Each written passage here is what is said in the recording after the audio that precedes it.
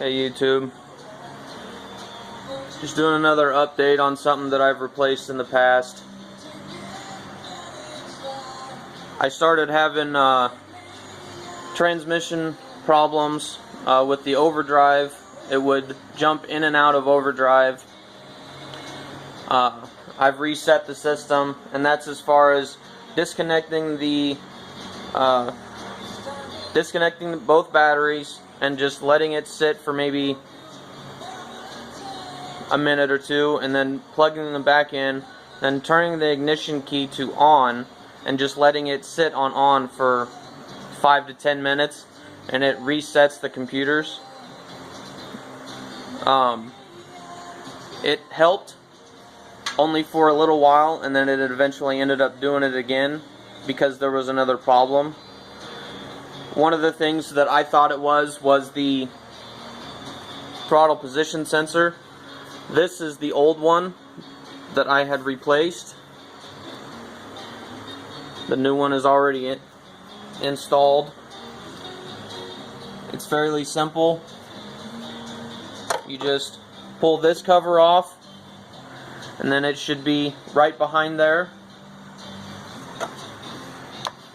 As you can see, this little hump right here, this sits in there just like that, and then the cables are just attached to that.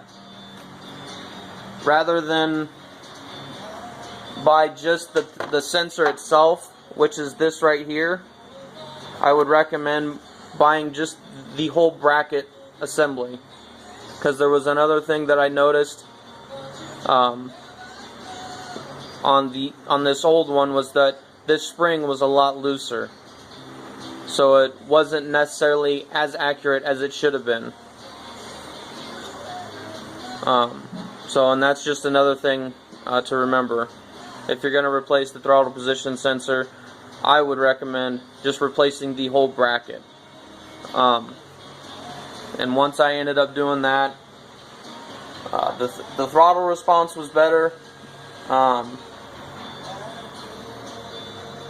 But my transmission problem was still there. I ended up finding out that it was due to faulty battery connections. Not these ones, I've replaced them. It's been a while ago. But the battery connectors themselves on the posts of the battery, I've grounded them down before, or sanded the stuff or the corrosion off of them, but between the battery connectors and the post on the battery itself was sending wrong signals and making the transmission jump in and out of overdrive, which that ended up being my problem. And I know a lot of people say that there can be a lot of factors in it, because there are, but I would first run down anything small that doesn't consist of you spending a bunch of money straight out of the gate. If you have overdrive problems, check your battery connections.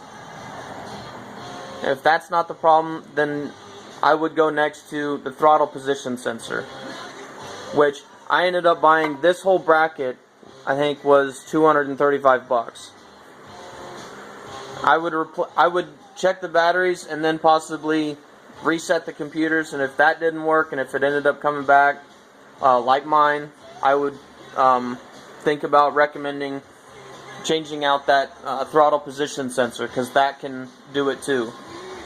Now, there's also sensors in the transmission themselves, but rather than just going and cracking open the transmission pan when you're not definitely sure that that could possibly be the problem.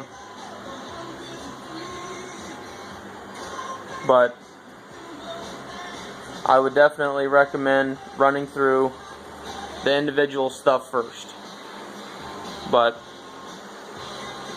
like I said, it's whatever's going on with that particular vehicle.